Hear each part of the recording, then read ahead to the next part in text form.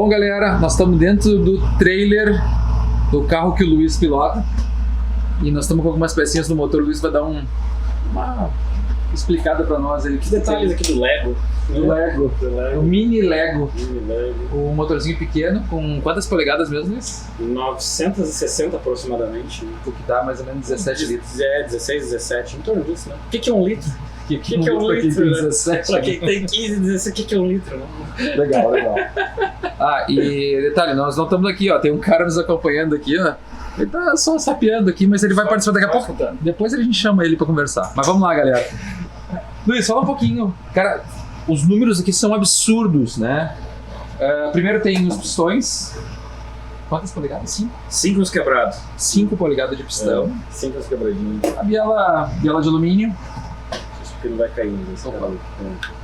Nada de muito especial, mas é uma biela relativamente longa. Mas não tão longa, se for pensar, né? Falando em conjunto pistão e biela, Luiz, nesse motor aqui, se fala muito de RL e RL.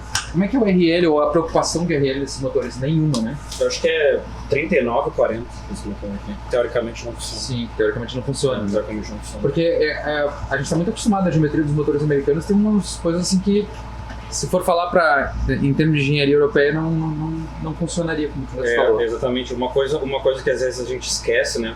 São muitos detalhes, né, que a gente vai lidar. Então, por exemplo, assim, às vezes a gente fala de RL, mas a gente esquece de falar que tem o conforto do usuário, né? Sim. Num caso de competição, o conforto é meio azar do goleiro, né? Claro. É o que dá. Então, por exemplo, esse motor, obviamente, com uma RL dessa, vai vibrar. Sim. Não vai durar 200 mil quilômetros, mas esse não é o objetivo dele. Só que o pistão, quando tem um RL pior, tá? O pistão tem variação de velocidade mais alta. Esse é um dos motivos que causa a vibração, né? Mas isso é muito produtivo para a geração de potência. Porque o pistão se move away, né? Ele se distancia da câmara mais rápido. Não é linear, né? Ele se move muito rápido. Então isso é uma característica que ajuda comandos de perfil agressivo. Claro. E ajuda a geração de potência quando tu não tá nem aí para vibração e durabilidade. Porque se tem deslocamento rápido, também tem capacidade de movimento diferente. Isso, né? Exatamente. Então, por exemplo, assim, quando tu abre a válvula de admissão, aquele cara se move muito rápido até metade do curso, exatamente. Que é o que importa. Né? Então ele se move muito rápido. Então ele tem a capacidade de gerar vácuo mais agressivo.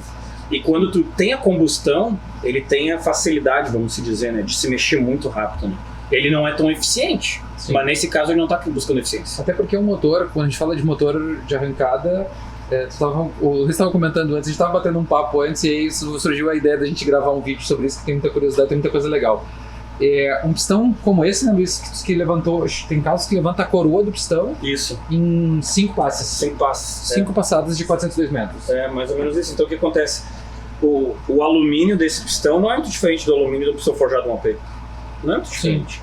Só que ele é muito mais pesado. Sim. Certo? E a temperatura que ele é exposto numa aplicação de gasolina com ácido nitroso é muito mais alta. Então o que acontece? Ele começa a ficar mole. Literalmente ele começa a amolecer, né? Então o topo, né, que é a coroa do pistão, sim, por estar mole e estar puxando muito rápido, sim, ela tende a flambar. E aí tu começa a ter fadiga, ela quebra um pedaço. É similar ao diesel. O diesel moderno tem a coroa de aço. Sim. Os antigos, a maioria dos diesel tem que ter coroa de aço para poder segurar, né? Para aguentar, exatamente. Tem muito calor, né? Tá aí outro exemplo de motor que tem muito virabrequim.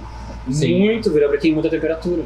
Então o conceito é similar. Então o motor a gasolina nitro, ele tem características similares ao diesel, né? Não gira tanto, muito torque, é um motor grande, né? Temperatura muito quente na cabeça, coisas desse tipo, né? Então pistãozinho, né? 5 polegadas. 5 polegadas. E proporcional ao tamanho do pistão, a gente tem o cabeçote. Vamos dar uma olhadinha aqui. Cara, é simplesmente... A gente estava com o Luiz estava fazendo uma manutenção no carro e ele tem um painel de explosão, seria exatamente, o burst panel, né? E aí o que acontece? Esses carros, eles têm depois nós vamos falar num outro vídeo sobre o backfire, que é uma coisa que é comum, mas que não é desejável em nenhum carro nitro. Mas acontece. E aí quando ele estava fazendo manutenção desse painel de explosão, a gente conseguia enxergar por ele a válvula. Literalmente enxerga isso aqui, ele consegue ver a válvula lá dentro. Olha o tamanho, pessoal. Olha o que é isso aqui. Olha as dimensões. E a gente acha que, bom, para ter um duto desse tem que ter uma válvula dessa. E o Luiz acabou de dizer que essa aqui é a válvula pequena, que a grande é que tá no cabeçote. A cabeçote é um pouquinho maior, né? Um pouquinho maior. É o tamanho. Então, tipo assim, bota a mão do lado, o cara consegue ter uma ideia mais ou menos do que tem, né? Do que a gente tá falando. E, cara, eu não sou jogador de basquete, tá? Então, meu mão não é gigante, né? Mas também não sou muito pequenininho. Olha que loucura. O cara consegue botar a mão inteira no duto de emissão, cara. Eu tô pegando na haste da válvula agora. Olha que loucura, né? Então, tipo assim, é tudo on, né? Tudo muito on, né? Tu comentou, Luiz, que usa titânio, né? Válvula de titânio, isso, prato de titânio. Se tu for ver, ela é leve, né? O tamanho dela. Sim, ela é leve, o tamanho realmente. Inclusive, uma coisa que é importante, ela é válvula de uma peça só, né? Isso é outra coisa importante que o pessoal não entende, né? Que é o que é muito grande. A bimetálico ou o processo de fabricação. Essa válvula tem um problema sério que, por ser grande, tá? Ela acaba sendo relativamente pesada de se mover, mesmo sem titânio, né? Sim. Então a carga da mola é muito agressiva, até porque o perfil do comando é agressivo. Então a pressão, mostrar o perfil do comando. A pressão da mola, que é uma mola tripla, na sede, né? Quando ela tá parada aqui, passa de 1000 libras. Caramba. Então, tipo assim, se aqui for com algum tipo de solda, fricção, que seja, não importa, ele tende a soltar em algum momento.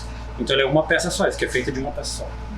Por isso que fica também caro, né? né? Bem caro, né, da Victory One. E uma coisa interessante, né? Se a gente pegar proporcional à haste dela, o prato dela é gigante, né? Se a gente for fazer uma comparação em relação à válvula de um automóvel. E outra coisa interessante, eu nunca tinha visto, assim, montado 3 molas.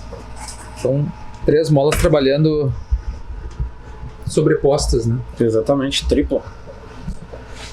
É o jeito de chegar lá e ao mesmo tempo ter diferentes frequências, né? Para evitar qualquer tipo de valve bounce, né? De flutuação. Sim. Porque a flutuação nesse caso é catastrófica, né? Tu não pode ter. Né? E sabe o que é interessante? Esse motor, do jeito que a gente tem o Valtrain hoje, a gente consegue já com ele 8.000, assim. A gente chega a 8.000. Ele passa de 8.000, dimensões, assim. Ele passa de 8.000, mas não tem muita potência depois de 8.000. Então normalmente a gente fica em torno de 7.500 a 8.000. Sim. O tempo inteiro, 7.500 a 8.000.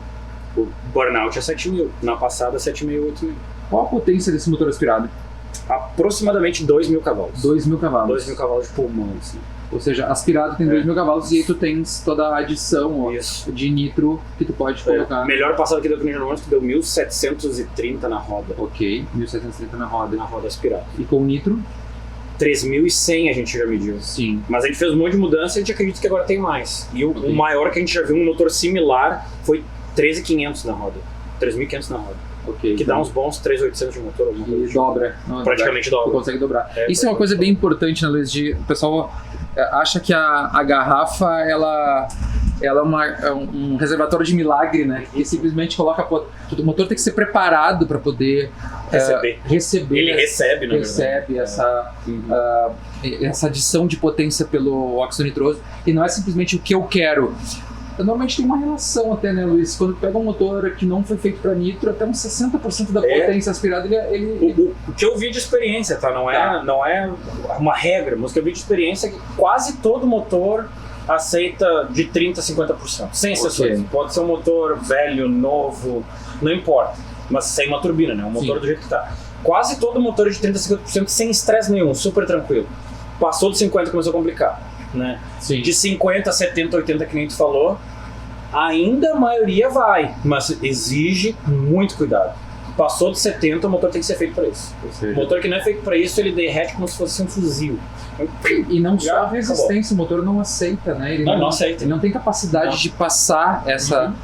tu tem que ter a relação de CFM, transmissão, escape, tu tem que ter a duração de comando correta, tu tem que ter um projeto do motor ser nitro, né? Sim. E falando até uma coisa assim, bem interessante, Luiz, fala um pouquinho pra nós desse comando e essa relação assim de quais são as características. Esse comando eu apelidei carinhosamente esse comando como um cogumelo. Né? Olha o que é o lobby. Não, galera, vocês têm que olhar isso aqui, o negócio é impressionante, assim, aqui a gente tá olhando a admissão, tá? Mostra o escape pra nós, Luiz. Olha que coisa. Eu nunca tinha visto um perfil de comando assim, nunca. Se tu a primeira vez. Ele sai do círculo base, ele cresce primeiro. Porque ele tem nada mais, nada menos. Esse é o comando que teoricamente não existe, né? Tem mais de 360 graus. 368 de escape, tem esse comando. Que loucura. Cara, isso aqui E eu vou dizer, eu concordo contigo. Eu achava que não existia. Eu também achava que não existia. Até descobrir. Até eu enxerguei esse aqui. Cara, é uma coisa surreal. Se alguém tivesse me contado assim, tu tá de sacanagem comigo, vai ter mais piada, né? É piada, não tem. Os caras são... Então, só tu vê, o motor tem 16 litros, tá? Ele apanha pra Pelenta 1500. Já te diz um monte disso daqui, né? O motor a 1500 não tem força nenhuma. Tá aí. Luiz, a gente entende que o gás, né, ele para ser melhor aproveitado, tu tem que ter uma boa preocupação com o teu fechamento e abertura de válvula para não desperdiçar o gás, né? Tudo bem. Como é que é a questão do overlap do comando desse caso aqui? Tem um problema sério, na verdade, aqui no overlap. Porque o motor aspirado gosta de overlap, né? O maior problema que eu vejo aqui aqui é o seguinte: a gente tenta aumentar a eficiência do motor na parte da admissão, né? Sim. Só que automaticamente tu é obrigado a aumentar o escape, tu não pode aumentar indefinidamente a admissão e não tem como tirar as coisas de dentro, né? Então tu é obrigado a fazer. Qual é o problema? Quando tu faz isso, tu chega num ponto, tá? Que tu não tem como não ter overlap. Sim. Não existe opção de não ter overlap. Não tem como na construção do comando não ter overlap. Exatamente. Então, se tu pegar e tu ver a separação deles, é um número alto, tá? Mas não adianta. Não adianta ter um número alto, porque eles têm uma duração tão grande que o overlap existente é muito grande. Sim. Então, se tu olhar o número me fugiu o nome agora. Mas, se não me engano, é 120 e poucos graus de separação deles. Cara, isso é um monte. Tá? Num LS, meu Deus, isso aí acho que nem original tem 120. Sim. A minha picape é tipo 108, sabe? É muito mais próximo, mas aqui não tem duração. Esse cara com tanta duração, 120, tem um overlap absurdo. Você não tem espaço, tem que ter overlap para poder dar espaço. Então, de novo, se tu pegar aqui e olhar, tá? E daí tu lá no teu motor, tá montado pelo coletor, tu enxerga tudo, né? Sim. Daí tu bota lá e tu vê a válvula de admissão abertinha, vai lá no escape e olha. Cara, tu vê as duas abertas assim, cara. Tu vê as duas, assim, 1/4 de polegada ao mesmo tempo. O overlap é um absurdo. Sim. Mas não tem o que fazer. Daí o que acontece? Isso é uma das características do motor aspiradão para nitro. Sim. Ele perde cavalo aspirado, tem muito overlap. E é interessante. Ele perde tanto que o primeiro estágio de nitro no motor desses, ele às vezes dá o dobro do que deveria dar, porque ele arruma a fase aspirada. É isso que eu... Que loucura, né? Então, tipo assim, é comum. E é bem comum. É bem comum. Então, small block, big block, esse aqui é um 5.3 bore space que eles chamam, né? Que é o espaçamento entre eles. Não importa. Toda vez que a gente pega um motor desse no dinamômetro, vamos dizer, um small block deu 1000 cavalos, tá? Cara, tem small block muito mais que 1000. E o cara vem com um kit de 300 cavalos, o primeiro kit, dá 500. Não dá 300. Dá 500. Que ele conserta parte do que ele perdeu, porque o comando era muito agressivo com o aspirado. E quando tu aplicou o óxido nitroso, ele arrumou. Quando tu liga o segundo kit da potência que der, ele não dá mais. Então, se o teu segundo kit de 2 cavalos, dá 2 cavalos. Mas o primeiro conserta o motor, vamos dizer. Então, no meu caso aqui é um bom exemplo. O meu primeiro kit é aproximadamente 320, 310. Você lembra daquela folhinha que eu te mostrei? Sim. Dá quase 500 nesse motor. Porque ele conserta, ele acorda aquele HP que estava morto no motor. Igual quando tu tem um carro aspirado, né? Com comando de metanol, nitrometano, mas tu tem um aspirado na gasolina. Fica xoxo. Né? Fica xoxo, tu tem demais comando. Mas quando tu joga nitro pra dentro, ele conserta o comando.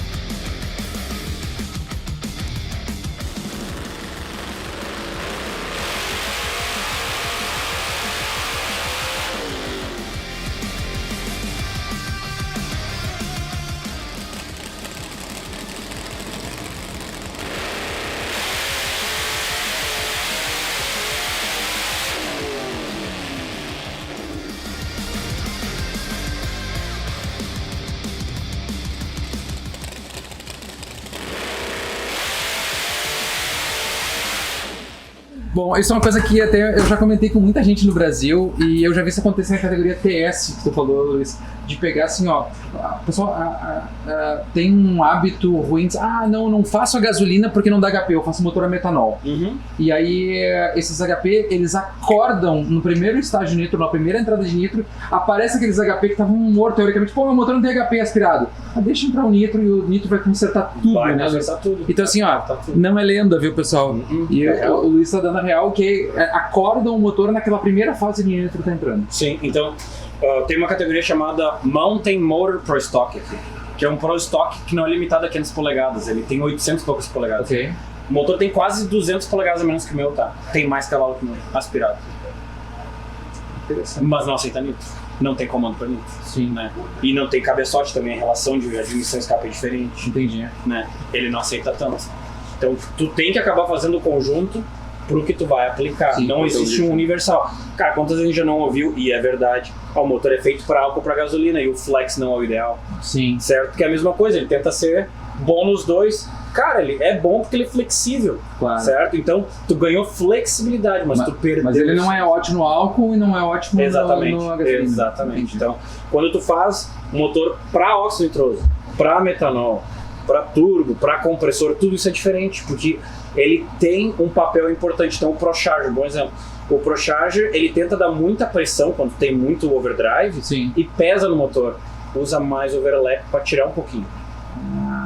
Por isso para perder de propósito. Então o ProCharger tem mais overlap do que um Screw, por exemplo. Eu já percebi isso nos carros. Tu escuta e por isso que o barulho é tão bonito, tão malvado. Não, a lenta é diferente, né? Exatamente, por causa do overlap. Até o carro do Roder Jean é bem nítido isso, que ele tem muito overlap. Sim. E eu vou dizer assim, ó, uma das coisas interessantes, o carro turbo dele já era um carro um pouquinho diferente de barulho. Com certeza. Já parecia ter um pouco mais de overlap do que os outros. Com certeza. Não precisa ser tão manso. E daí se tu for num Screw no Roots, não é assim. Porque o compressor é muito eficiente, tu não precisa despegar nada pra fora, tu usa o que ele tem. Aí a lenta é mansinha. E daí a lenta é mansinha, não tem overlap. Olha aí, ó, mais um aprendizado. Luiz, pra gente fechar esse vídeo, que daria pra ficar 3 horas aqui conversando. Não, o Luiz é um cara... Não, ele faz... Tu é apaixonado, né? Tu faz realmente por um tesão o negócio, né? Faz um negócio... Isso que é meu guri, né, cara? Luiz, na mesma categoria anda turbo, blower, nitro e ProCharger. Isso, a Pro Mode, né? Pro Mode, tá. Na tua categoria, quando tu anda, tu também anda com turbo, nitro? Sim, anda tudo junto. Mas eu vou até te dizer, hoje o carro tá num setup similar. Ele ainda é Pro Mode, vamos dizer, mas é uma categoria chamada Pro Nitro. Só anda com óxido nitroso. Todos os carros. Todo mundo é óxido nitroso, não pode misturar. Entendi. E anda junto na mesma corrida com outra categoria chamada Pro Boost. Na Pro Boost é Turbo, ProCharger, Roots e Screw. Mas o Nitro separou. Entendi. O que aconteceu? Durante os últimos tempos, tem tido menos engine builders e pessoal desenvolvendo, e as combinações com pressão têm começado a ganhar muita vantagem, por isso que as categorias estão separadas, porque os nitro andam um pouco abaixo. Entendi. Legal. Porque isso foi a minha ideia assim, de tentar entender que deve ser uma dificuldade de botar tudo no mesmo patamar e todo mundo andar junto, né? Cara, hoje estão andando separados. Quem imaginaria que ter 3.500, 3.800 cavalos não dá conta? Que loucura, né? E outra pergunta interessante. Tem 3.000 cavalos. Quanto de torque tem? Em quilograma, porque vai ficar mais fácil pro pessoal. Não sei se tu tem ou só tem. Eu me lembro do número, tá? Mas não é o top do número, mas eu me lembro de ter medido no meu. O meu, quando deu 3.100 de roda, ele tinha 350 quilos na roda. 350 quilos de roda. É torque, hein, cara? É muito torque. Quanto que tem de relação? Dá pra jogar isso pro motor? Dá quantos quilos mais ou menos de motor? Eu chuto com uns 370. Aí não perde tanto, né? Era quase um para um. Ele não perde uns 370. Era mais ainda do que... Cara, é um absurdo. Absurdo. É muito torque. Mas, só pra finalizar a ideia de torque, às vezes ele tem menos do que os outros, porque a relação de câmbio é longa. Então o diferencial tem que ser longo porque o motor não gira. E um Screw, por exemplo, às vezes tem uma relação muito curta, acaba tendo mais na roda final, não calculado, né? Sim. Mas no pneu acaba tendo mais, porque a relação, vamos dizer, eu uso uma 429, tá? Sim. Porque o motor gira 7,68. Um Screw gira 11, ele chega a usar 5,14. Caramba! Então essa diferença do 4,29 para 5,14, às vezes ele tem mais torque que eu. na roda. O motor tem menos, mas tem mais na roda. Claro, tu consegue mandar pra roda por causa da relação e o motor gira mais. E eu não posso usar essa relação porque daí chega no fim da reta.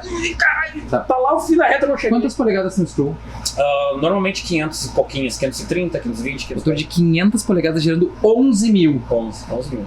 Cara, é um dos roncos mais lindos que existe na face da Terra. Aquele screw vindo na outra direção, tá no fim da reta lá, posição de fotógrafo aqui, vem aquele screw, tu quase não ouve escape, é só o barulho do compressor. Cara, demais. Ele gira, se tu usar a relação certa, o motor gira 11 mil, o compressor tá 27 mil. Caramba, 27 mil RPM. Bom, Luiz, tá, muito obrigado. Mecanicamente tá aqui a besta, né? O demônio, o capeta. Tá bom, valeu. Bom, agora a gente vai gravar mais material pra vocês aí, e a gente vai dividir um monte de material depois em vídeos de nitro, que aí a gente vai explicar algumas coisas bem interessantes, tá tudo anotado aqui, e a gente vai fazer uns vídeos legais pra vocês. Vamos lá.